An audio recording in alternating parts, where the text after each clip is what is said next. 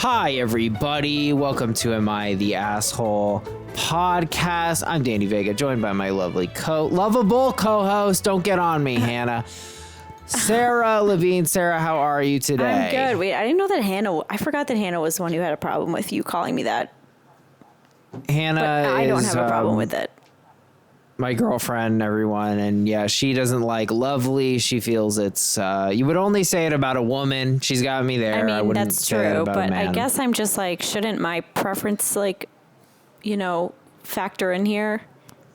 Oh no, I'm in a feminist wormhole. Help me. Just find a new adjective altogether. I've been sitting on my computer all day, so I need to maybe work on talking. Nonetheless, people, we've got a great app for you today. I do have to ITA myself briefly. I am a biker, and I hit someone on my bike. I did. Oh my God. I was behind a slow person on a bike, on a city bike, and they had a New Yorker bag. So let's all hate on them for a second because they're pretentious. And I was like, all right, I got to pass this person. Oh, shit. So I go I'm on like a bike highway. So it's two bike lanes next to each other going opposite directions.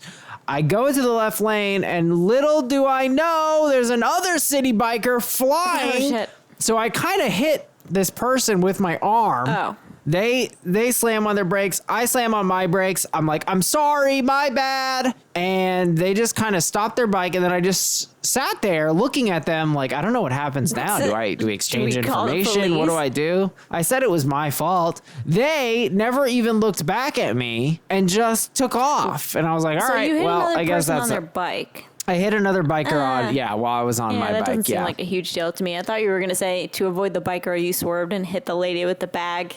No, I didn't hit her, but then I almost hit a baby the other day. That was really scary. So, Danny's a menace to society. Get him off the road. Not like a loose baby just running around. That would be crazy. I would take pictures. Yeah. Can you imagine a loose baby just running amok? Now? It was a baby in a stroller. No. It's in New York. You really have to. First of all, I have to realize there are no rules. There are no rules. Like there's just no rules. No cars don't follow rules. Bikes don't follow rules. Cars respect red lights. That's the only difference in cars and bikes. Cars do stop at red lights. Bikes do not. And cars always go the right way on the road. But beyond that, parking in the middle of the road, that's fair game. Blocking traffic and creating a massive, and I'm talking about blocks long buildup. That's par for the course. These are just normal things that happens. And then the guy who's 94th in line is holding on his horn. And it's like, yeah, no, this person can't even hear you, bro. Yeah, you're not going to make this cycle anyway. And here's a YTA that I want to throw out. Google Maps. Google, get your shit together. I don't know if any Googlers listen to this podcast. Get in there to Maps. You sent me through Prospect Park. You put me on the bike because there's like a bike path. I mean, it's a bike freeway essentially, but it's one way only. Google Maps wanted me to use that to go the wrong way. They put me the wrong way on that thing. God. And an old man saw me and he just goes, come on. Oh my God, that's hilarious.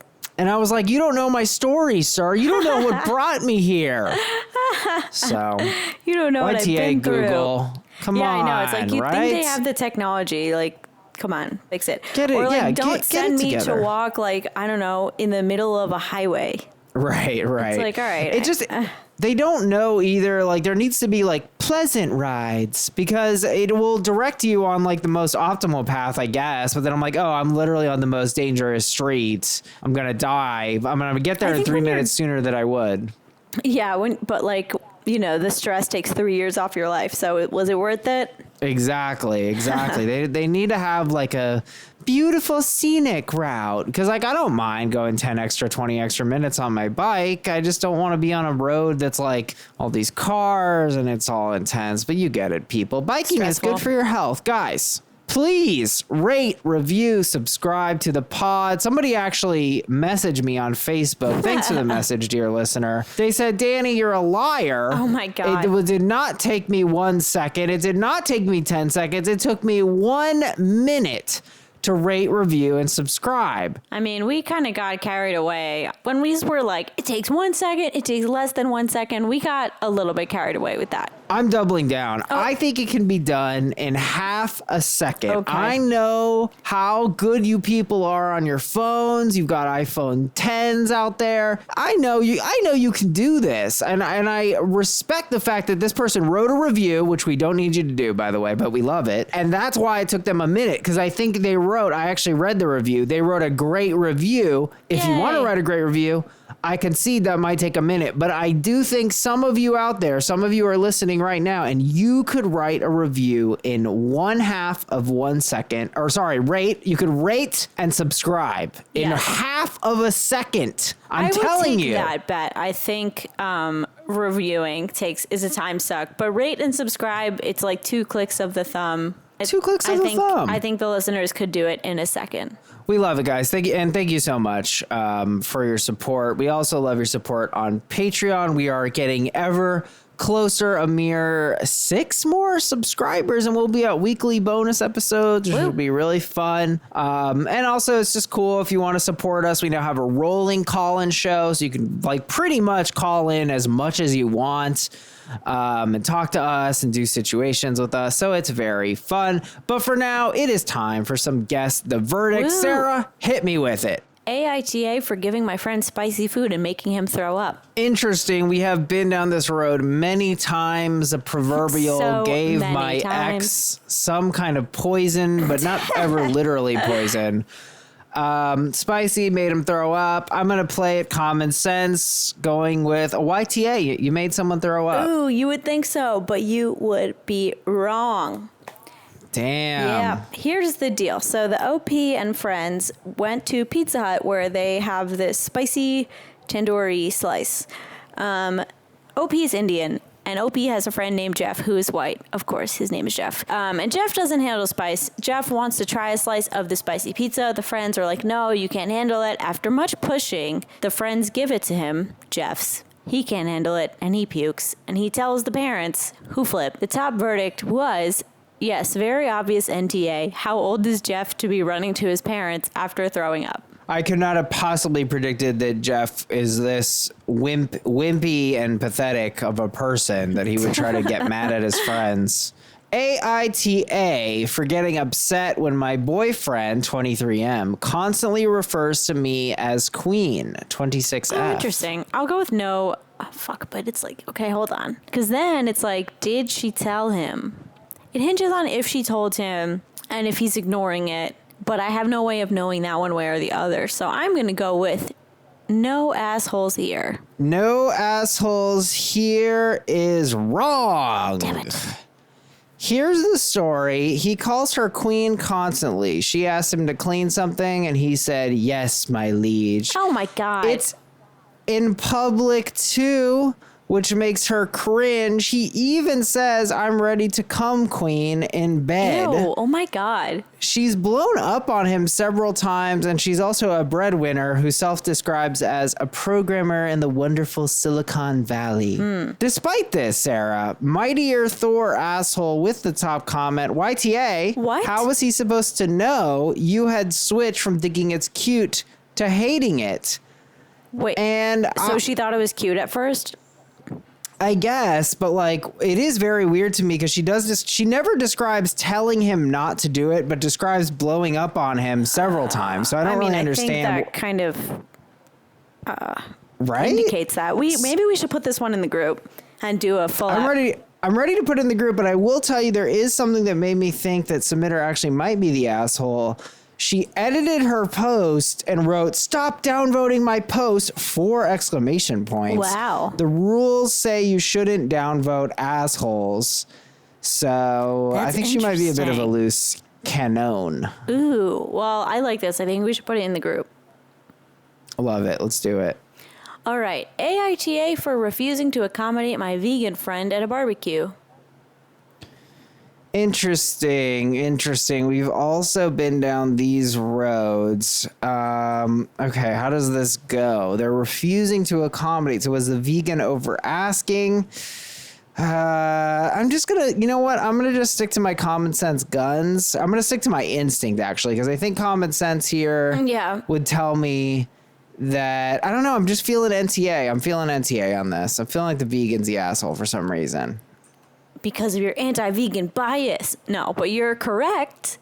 So the deal is, I know, congrats. Okay, OP and their roommates had our fridge broke and we need to get rid of all the meat before it goes bad, barbecue. The vegan friend was invited but warned. The vegan friend flipped out anyway. The top comment said, as long as the invite specifically stated this party was in order to clear the fridge, it sounds like this was the case, then no, NTA. Wow, I can't believe I got it. Who would have thought a clear the fridge party? AITA for refusing to pay for the 5 glasses of Thai iced tea I drank. I don't know how you would not be the asshole. Right. Oh, I don't like it when you say stuff like that. That's not fair. For not paying for the... Yeah, I mean... 5 glasses of Thai iced tea I drank. I'll go with ESH. Well, Sarah, I have used my mind games to trick you. It was a very straightforward YTA. Damn it. They went, I don't know what country they were in, or they were in some other country, and they said that they're just like, I'm from America and I expect refills to be free. They did say they drank it in a few gulps. They were charged $25 and they were like, I could have gotten a nice steak dinner for that much. I fucking hate people. I thought I had it mixed up for a while because I haven't had a Thai iced tea in many years. But I actually do agree with OP on this. It is a few sips. It really goes fast, you know, because it's usually served in that kind of tall glass and it's like a mixture of condensed milk. Okay. It's really more like an iced coffee kind of vibe. You don't usually get tea served this sweet. It's a delicious drink though. I've heard good things. Yeah, no, I'm a fan of it, but the thing is, it does not fit into the class of drinks that get free refills. No, it's not that's like a ridiculous. Drink, exactly, where it's like Sarah. pennies on the dollar to make it. Get out. Exactly, and that's why Sonja_ says writes YTA and double YTA because you apparently don't even know what a nice steak dinner is, which is true. You can't. $25 is like you get the salad bar. That's it. Right. That's guess the verdict. Did I win? You won. You got 0? Yes. I am again the reigning champ. That's 2 in a row for me, people. I know a lot of you are keeping track at home. I know, people have fantasy leagues now. Oh, yeah. Where they're either me or it's you. A really big draft situation. Yeah. Too many choices. Who you drafted? Yeah. Danny, a bracket of just us. Well, folks, we got one heck of an ep for you today. I also wanted to say on the Patreon note, Cal, please be a member already. Put down the Crantucket, okay? Drink some icy cold AITA. What is a Crantucket? A Crantucket is a horrible cranberry / IPA beer. And apparently Cal loves it because he's insane. I don't know what his deal is, but he's on the fence about joining our Patreon. So I'm specifically calling him out. Actually, I think he hates the Crantucket. So Cal, there's going to be more Crantucket in your life. I'm going to have Crantuckets delivered to your home if you don't get on the Patreon. Guys, we got one heck of an app for you today. Our second story of the day, AITA, for telling my partner I feel like we live 2 separate lives. But first, AITA, because I refuse to check in on my depressed friends. Most of my friends, including myself, have some kind of mental health struggles, but I have 3 specific friends I'm talking about. They constantly make social media posts about how people should check in on their depressed friends, how quote unquote nobody cares, how quote unquote people only care about you after you're gone, and pretty much daily posts alluding to depression and worse. I've spent hundreds of hours listening to each of them. Nothing changes. The more I listen, the more they want to talk, but they never get better, only worse. And the problem is listening to hundreds of hours of endless negative complaining that never gets better impacts my own mental health. I feel drained, discouraged, and depressed every time I talk to them. I have my own mental health struggles and problems, and they never ask me how I am doing or about any of my issues. If I try to bring them up, they always change the subject back to themselves. Sometimes they ask how I am, but don't listen to my reply at all. They only ask as a formality to start telling me how they are. They never, ever have anything positive or even interesting to say. They never talk about topics we're both interested. They only want to complain about how bad they feel for hours. And when I'm feeling bad myself, I can't take it. And even when I'm feeling good, I feel like I really need to hold on to feeling good and try to make it last, not be brought back down again. I feel like a dying plant that hasn't been watered in years and only has a few drops of water left. And these people are grabbing onto me, trying to squeeze out those last drops of water to drink themselves, not even thinking or caring that I myself need to be watered, that I'm not someone who can be squeezed right now. I see their posts about how nobody checks in on them and their depression, and I actually feel angry because I feel like their endless pits of need are selfish. I can't give them attention for their depression anymore, but am I the asshole? Oh boy. Lots to unpack. But OP, great water metaphor. Yeah, loving the water metaphor. You know, you got to get watered. We all need water, and water's good. So it's a good metaphor. There we go. Another hot take. Not the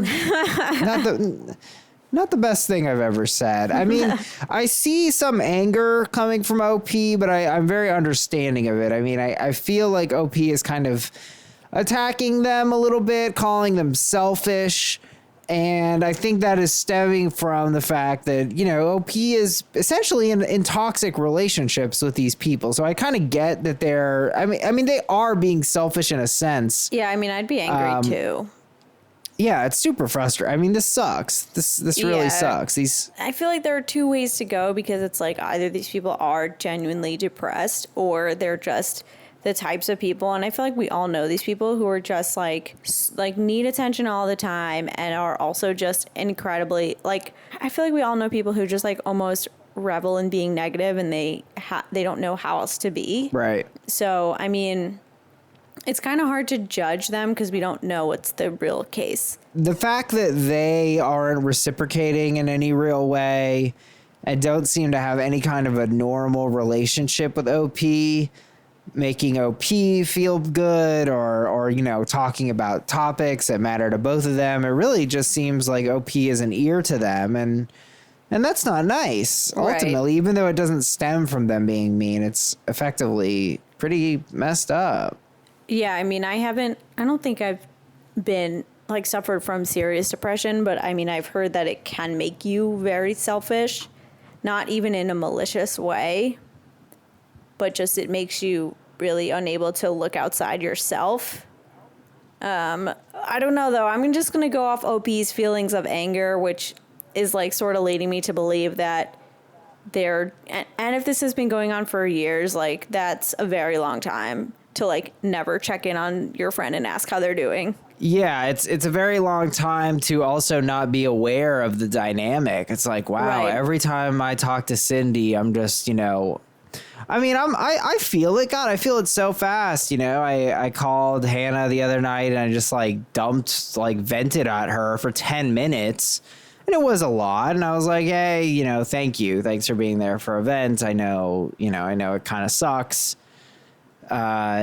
So they're like, for this to happen for, according to OP, hundreds of hours to not really feel that at all is just like, it's effectively selfish. I don't like to call it selfish because it doesn't come from a selfish place, but I guess I don't always feel like selfish needs to have a bad connotation because sometimes it just like is what it is.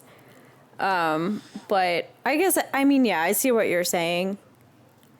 I guess I also feel like if I were OP, like, I wonder what their relationship is with these three people and, like, why OP has to shoulder all the burden because, like, clearly these people are feeling neglected by somebody if they're still making these posts. Like, nobody checks in on me when, like, objectively you have someone who actually is trying really hard to check in on you. So, to me, that feels like they're not... It feels almost like a subtweet, but it feels like a more pointed call for attention. And so, like... I don't know. I guess I feel like if I were OP, I would be like, okay, well, who is this for? And like, can we bring them in the loop? Right, right. And somebody commented just as much. Ariel S says, NTA, you have to take care of your mental health. One suggestion, when someone I care about is having a tough time, sometimes I'll drop a text to a friend or a close family member of theirs and suggest they reach out to talk. So that's kind of a good workaround. Yeah, you want to kind of get their horde behind them so you don't have to bear the burden. Yeah, I mean, one friend shouldn't have to be your go-to therapist. I mean, you know, no friends should be your substitute therapist, but I mean, like, one person shouldn't have to shoulder that whole burden. But also, I think on a more, like, serious level, if these people are dropping, like, serious concerning hints, then you definitely want to bring multiple people into the loop. For sure. I mean, you also want to bring in the people that are close to them and close to the fold. I mean, I know I'm going on about this a lot recently, but look, if someone's depressed and they're stuck in a rut and it's insurmountable and it is, you know, reaching the bounds of what is appropriate for a friendship or a best friendship, I think we all know the people who ideally would be there for this person. It's their parents. You know, and that's a good people. That's hopefully you're right. And I recognize it's a, you know, privilege. I read a great tweet about that, which I really thought was very insightful. And it said that the ultimate privilege is having good parents. And I think there's definitely truth to that. But yeah, that would be a good person to go to in a situation like someone this. Someone else, like some other friend, like a family member. I mean, I'm assuming that this person is not like these three people's only like lifeline and person that they're close to. Right. A brother, a sister, a friend. Taylor L writes, you can't pour from an empty bucket, direct them toward professional help. I think it's true. And I also think you don't need to be fully empty. You know, you can also just be like, look, I don't want to do this. Like there is an acceptable amount. Depending on the kind of friendship you have, you know, it can really make a friendship for life. There's people that I have cried to, you know, for like a couple hours, not hundreds of hours. And they were there for me and they, you know, like one was my friend. He lived near me and I forget why. I think we met up for a different reason. And I just started pouring out to him and I'll never forget that. I'll never forget that he was there for me in that moment. And that's a beautiful thing. But even if you're in a relationship with someone and you're just like, look, I don't want to do this anymore. Like, I can't be this person for you. That's not what our sitch is. You know, there's nothing wrong with saying like, hey, I can't do this. I mean, to me, that's having an empty bucket, just maybe a mentally empty bucket. But yeah.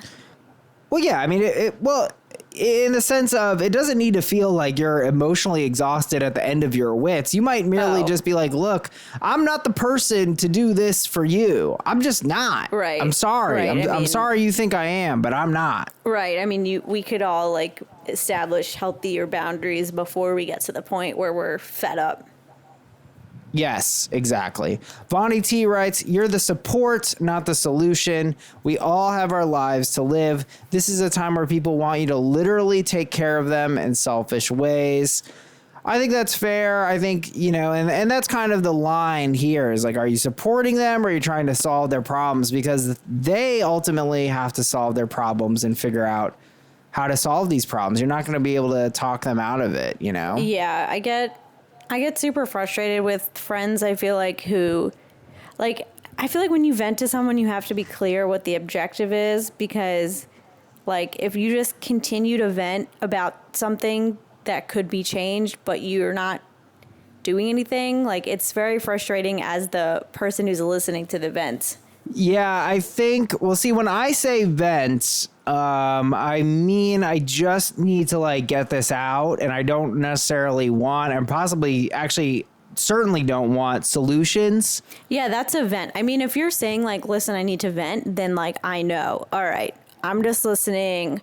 I'm not giving solutions, but I guess, I don't know. I'm just taking this on a personal turn. That's not like super related to the issue at hand. But like, I feel like I've had friends complain to me about the same thing over and over. And it's like, first I tried to listen, then I've tried to give some advice that's like very actionable things that could like easily be taken, and they do like nothing. And so then it just gets frustrating because it's like, okay, well, what do you want? Because you don't really want to change this situation because you could. Yeah, I mean, it does reach a point where it's like, well, how many times are you going to vent about XYZ? Okay, Yeah. I've had enough. I am ready to step on the vent and say, like, look, I'm sick of hearing about this. Yep.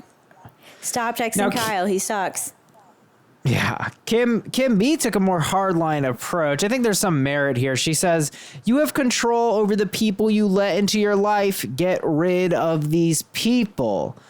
I think it's a little bit brutal considering they're depressed. I think this is more about being able to assert clear boundaries, and if they violate the boundaries, then getting rid of them might be a proper tactic. But I don't know that we need to. I mean, yeah, I would honestly just put them on probation because, like, yeah, it just seems like I mean, maybe I'm extrapolating too much, but I'm just kind of getting the sense that, like, they wouldn't even necessarily notice if you, like, stopped picking up their calls on the first ring and stuff like that. So I would just.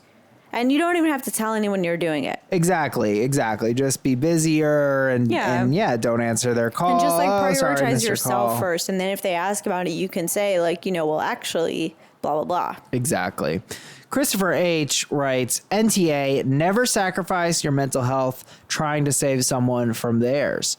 Some people just have that vampiric personality that seems to suck the life and joy from the room. If you are struggling more because they refuse to help themselves, then cut them off. Help others where you can, but remember, it's never selfish to make sure you're okay first and foremost. Got to put your mask on before you put on anyone else's mask. Yes, well put. The breathing mask on the plane, put yours on first. I'm glad you got that. I was like, Then help the kids. Yes.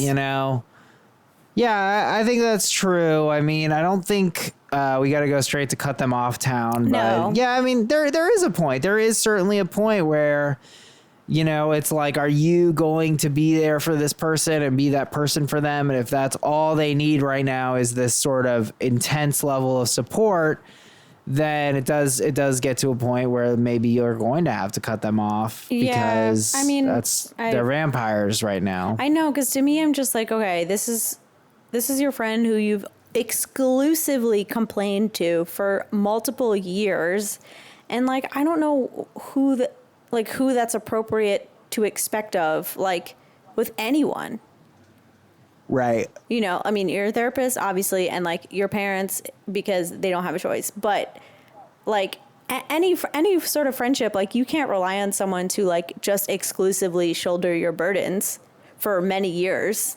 Right. I mean, that's ridiculous. That's not a friendship. What is that? Yeah, that's not a friendship. That's unpaid therapy. Yep. Invoice them. Yep. And Danelle C said as much. No assholes here. Depression is awful and can cloud the way we communicate with friends and family. So I hesitate to call anyone here an asshole, especially you. Definitely not. You can't be their free therapist. I think that's what this is starting to boil down to, is that this is essentially mental health services. Right. I guess the question, the asshole-ish or not kind of depends on, like, if the friends are even, like, cognizant that they're doing this. Right. It seems like they're not. Yeah, I mean, I feel like when people are depressed or just, like, going through it, they don't have, I mean, oftentimes they're not like, wait a second, have I ever asked this person something or told them something positive? Like, they probably just aren't even thinking about it.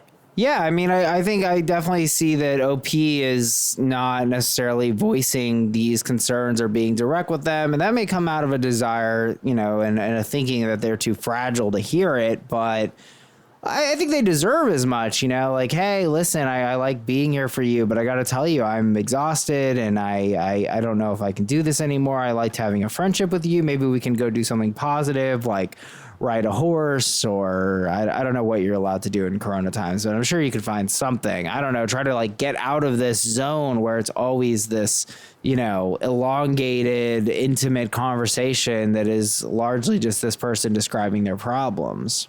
Yeah, I mean, I think I would even bring up to them, like, look, this is a lot for me to handle. Like, is there anyone else that you can talk to?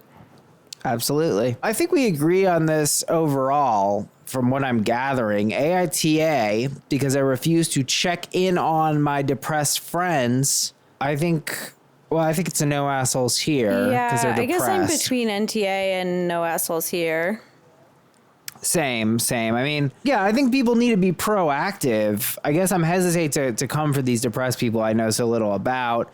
I also think that OP might kind of have one of those personalities where they're just going to care give and sort of let that go unchecked and then resent the people that she's essentially opened herself up or himself up to do that for. I know how that goes. So, yeah. So I do want to say, though, I think there is a duty and a responsibility to be aware of your mental health, and that's self-care. And I think it's good that self-care has become a concept. I have a little example of this that I kind of enjoy. I think it's very simple, but I like to summarize self-care. And I think I actually might have stolen this from Jordan Peterson. That's weird, but I like it.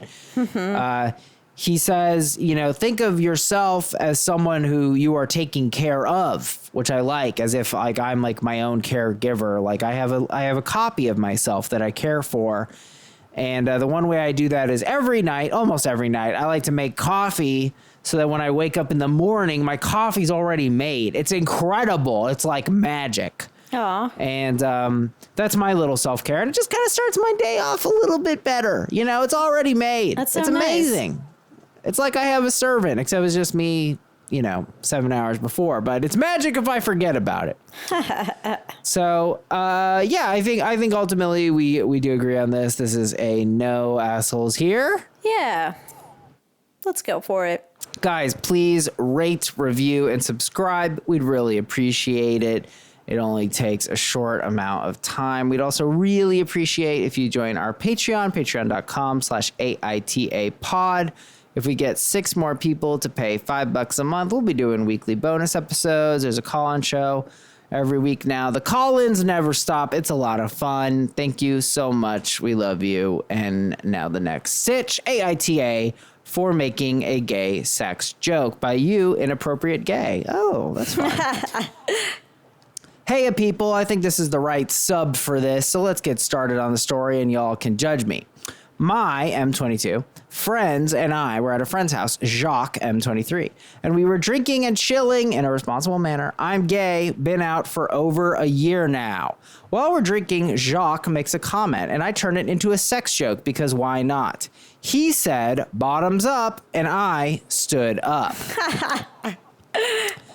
The atmosphere had been pretty lighthearted. Everyone was around. All was okay. Everyone froze when I made the joke.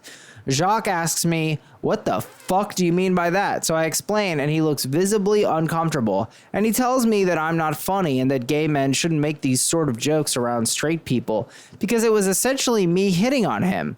And like 2 other of my friends agree. The atmosphere doesn't quite go back to normal, and Jacques moves further from me after calling me, quote, an unbelievable asshole. And so I make an excuse and bounce. Razor, my best friend, this is my favorite part of the story, hands down. His best friend's name is Razor. I mean, how awesome can one person be? Razor, my best friend who's gay and has been out longer than me, thinks they're overly sensitive, and he followed me immediately when I left and said some choice words about Jacques and the 2 friends who defended him. I don't know how to feel. When I was younger, I had issues with boundaries, so maybe I did transgress some. And Jacques told me that unless I apologize for making him uncomfortable, I'm not welcome in his place. So what do y'all think? AITA for making a gay sex joke in front of mostly straight people. This is like funny to me. I mean, I laughed immediately, so. I feel terrible that this guy is even in a like some kind of place. I don't know what hellish Arizona or maybe it's Arizona. I don't know. It could be any state. He said y'all, so who knows? Oh, you're right. There's the whole South. I mean, he could literally be from anywhere. Like people in New York say y'all. I just like to dunk on Arizona. I like to say y'all. But yeah, I hate the fact that this would even plausibly be remotely offensive in front of a group of adults. Give me a break. Jokingly drinking. And also, I'm just kind of like, I don't know. What kind of child are you that you're like, oh, freaked out that someone says they're a bottom? Who cares? Yeah, and also, like, how is that hitting on anyone? Like, boo, get out of here with your fragile, whatever, masculinity. I don't know if that's correct. Oh, yeah, I don't know what it is. I mean, I obviously... It's fragility, for sure. fragility. I mean, other people are going to say it's homophobia. Other people are going to say that clearly Jacques is gay, and that's why he's so uncomfortable, because clearly he's a bottom. I will say this, though. As a comedian, I got to admit, this is a great joke. Yeah, like, this is a textbook good joke. I have never heard it. It's a pun on bottoms up, and it's great. I give it, a 10 out of 10. I mean, in terms of brevity being the soul of wit, he literally stood up. He didn't have to say anything. I mean, Honestly, that's great. It's excellent. It's excellent, Kate E. writes, you should have reminded him that it was a joke, not a dick. He didn't have to take it so hard. Ooh, NTA. Very nice. I love it. Very nice. Now, I have heard that kind of thing before. Sorry, Kate, but, just being picky here. It's no bottoms up. The new height of comedy. The new height of gay. Did you see the new stand-up special? The guy just stands up once. That's the whole show. Boom. Shadow H, which, by the way, Shadow H better be friends with someone named Razor as well, because that would be fucking awesome. NTA, your friends sound homophobic as F. I mean, it does sound homophobic to, assume that every gay person is into you, especially when all he did was make a joke and then explain the joke to you because you didn't get it. Right. Right. I mean, it's just so ridiculous. I mean, I've always found, this is a college classic story. I had a joke about gay sex, and the premise was like, what's your problem? Why is everyone getting all upset? Because this is before gay marriage was legal. And I was like, it's basically the same thing. It's a penis and a hole. And 20 people, I'm not exaggerating, left the show. What? They left the show because they were Christians, and they were checking out the show, and I mocked them, and I just said, oh, you're going to go see Jesus upstairs? Is he up there right now? You're going to go hang out with him? And this is the one story of me doing comedy in college that I can repeat. Every other one makes me look horrible. Good job, Danny. Don't take this as a representative sample.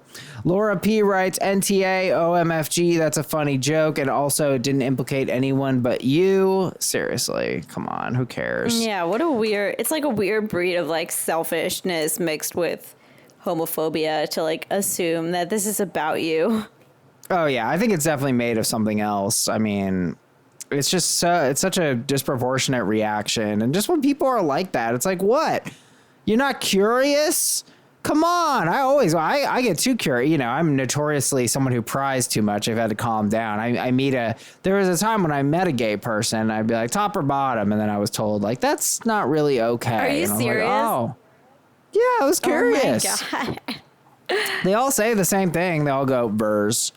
Everyone's verse. You got to be verse. That's my understanding. I do not speak for the gay community. I've only met 7 gay men in my entire life. Kristen O. I dug myself a hole. Now I'm afraid. Yep. I retract everything I just said. I didn't say what I just said. Kristen O. writes, ESH, but OP sucks a lot less. Jacques' discomfort is exactly how every woman has ever felt when a man who isn't her partner makes a joke in a similar vein about heterosex. Unless Jacques can truthfully claim he never made that kind of joke aimed at a woman, he could shut the F up instead of being a hypocrite. I feel this. I mean, I've definitely done this. I've definitely discussed sexual proclivities with women in a way that I was trying to flex or trying to do something. And I totally get why that's uncomfortable and inappropriate.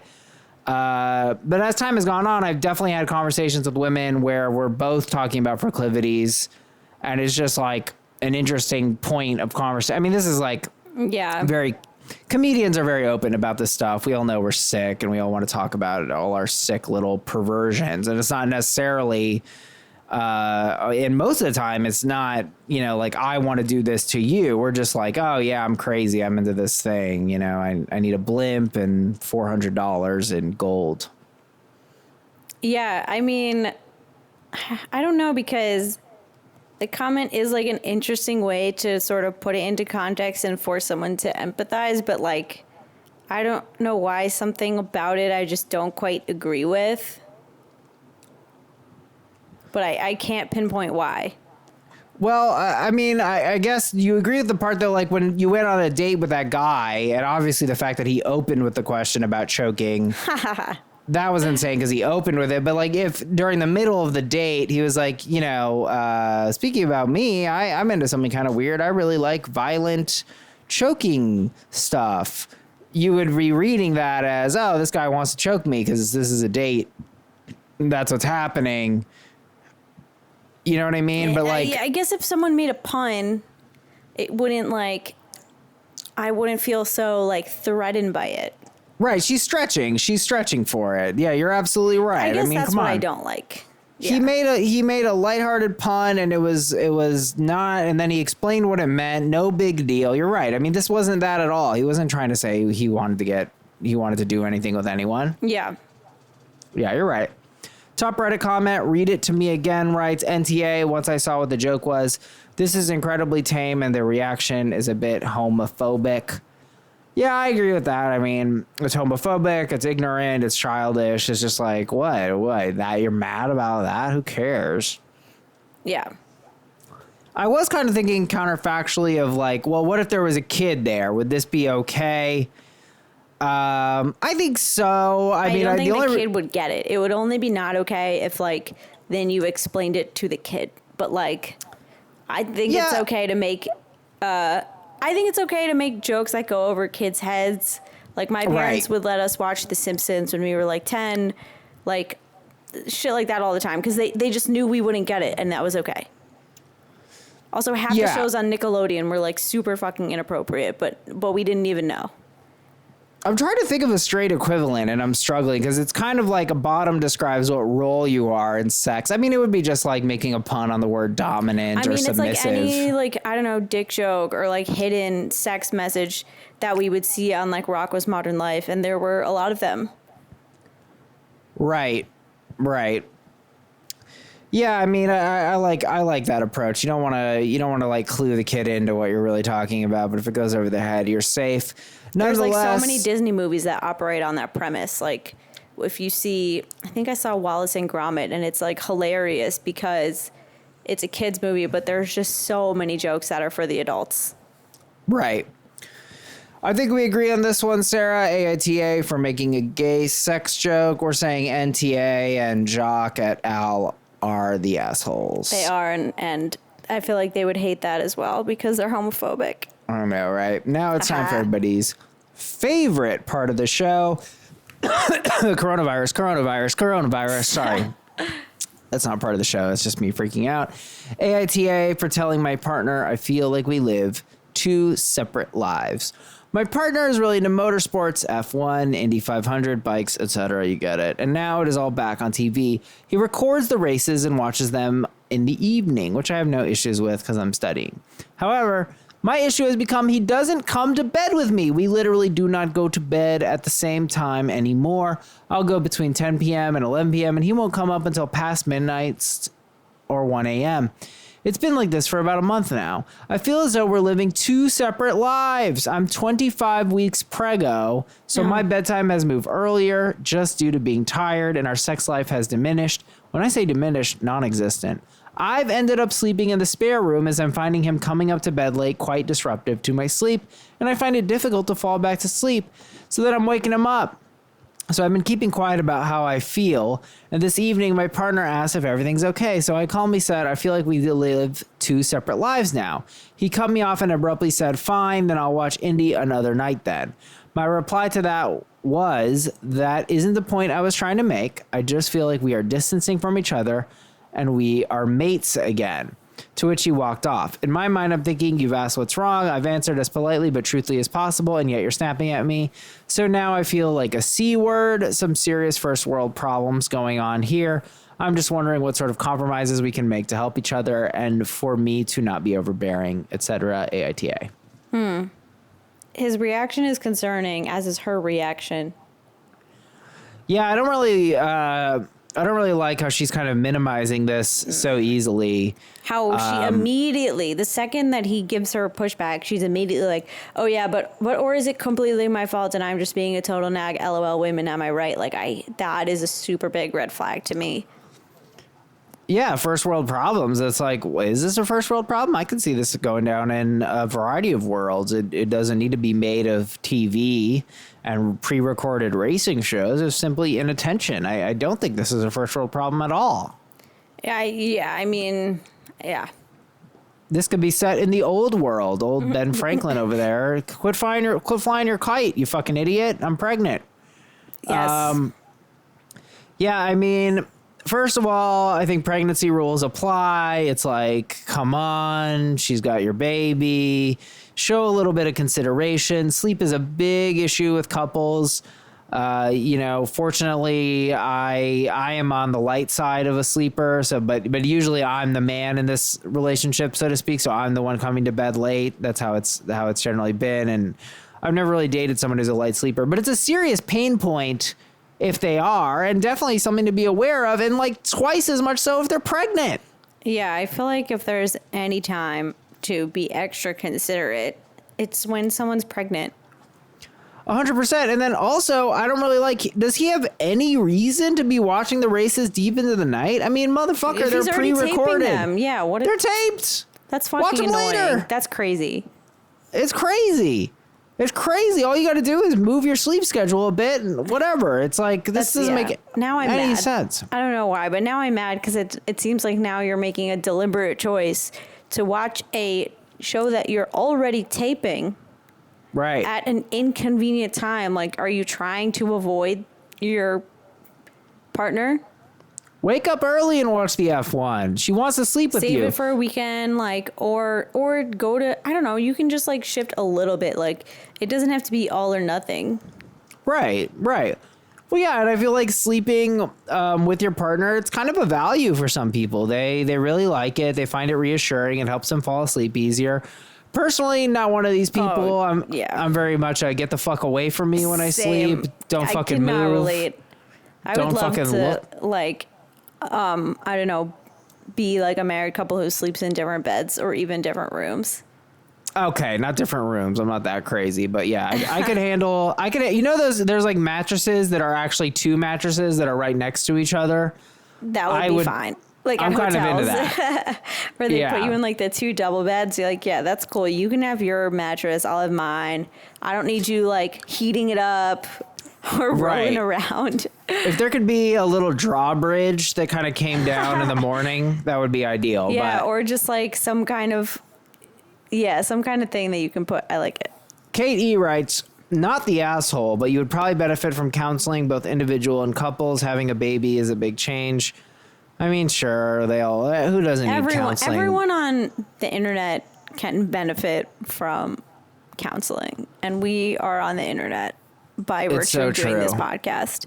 We are on the internet. And she writes, NTA, that's kind of funny because like if you're listening to a podcast, you're on the internet. We never really think of it that way, but you are. Crazy, trippy times. And he writes, NTA, it sounds like you were willing to communicate and your partner snapped at you before he even heard you out. Yeah, I don't really like the way he did that. It was pretty wild. It also seemed like you can tell when someone is like responding from a place of having a guilty conscience because like he already knew kind of what the problem was before she even explicitly brought up the NASCAR or whatever it is.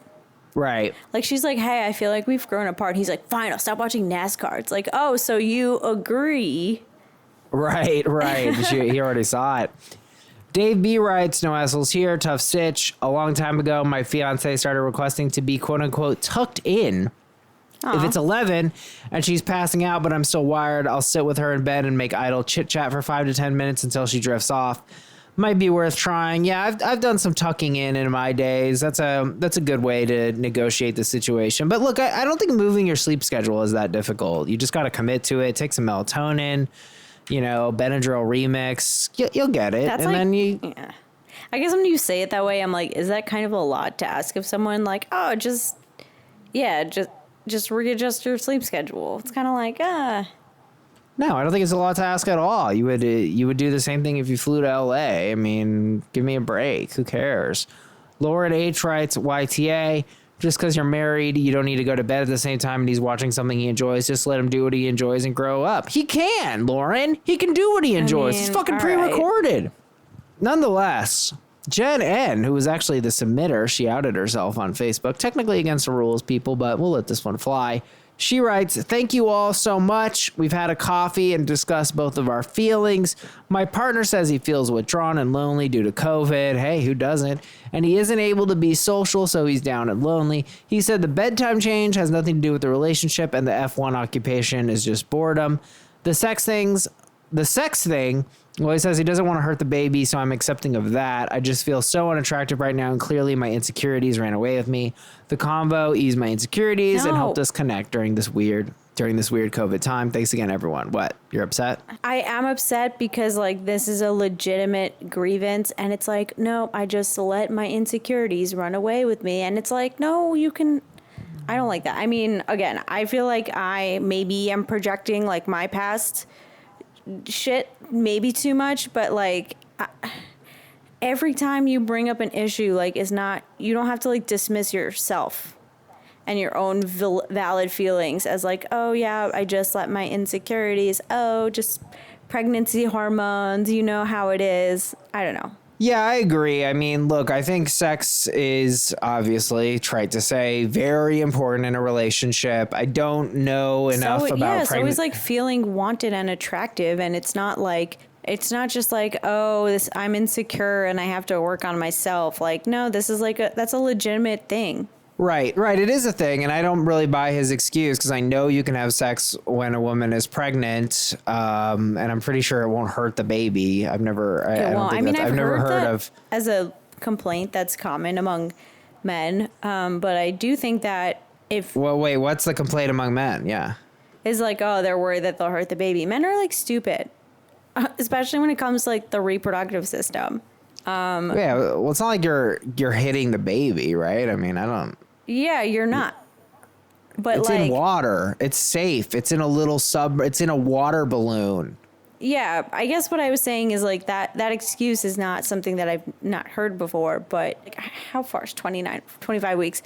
I guess what I'm trying to say is like, instead of her just having to accept it as like, oh, I'm just being insecure and this is how I have to live. It's like, there should be some other solution that doesn't just amount to like, no, I just have to swallow my feelings. Exactly. No, and it seems like she wasn't hurt at all. And like, look, a lot of men slip into a pornography habit and then they're not having sex as much. And then, you know, most men cheat when their female partner is pregnant. Is that true? There's more cheating when they're pregnant?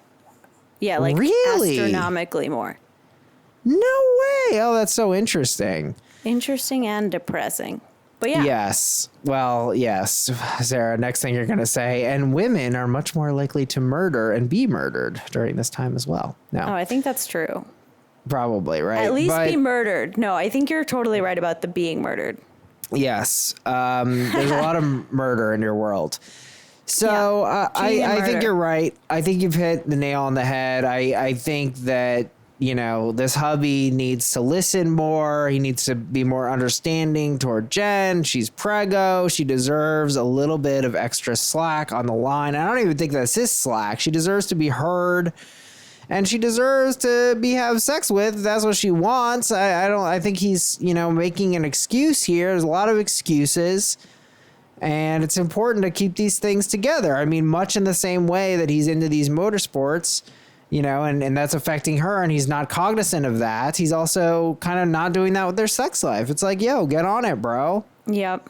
I think we agree on this one. AITA for telling my partner. I feel like we live two separate lives. NTA, and he is. Absolutely. She's pregnant. Come on. Get it right, bro. Yeah.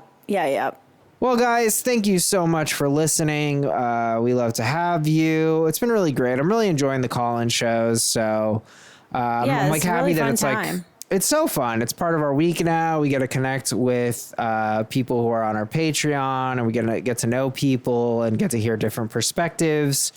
We just did a call-in with someone who was telling us about some things about lesbians that I didn't know, and so it's very fascinating. I'm getting to learn more about people, so it's great. So what a rewarding thing. Yeah, it's been really fun. Cool, guys. Well, we'll see you next Monday morning. Bye.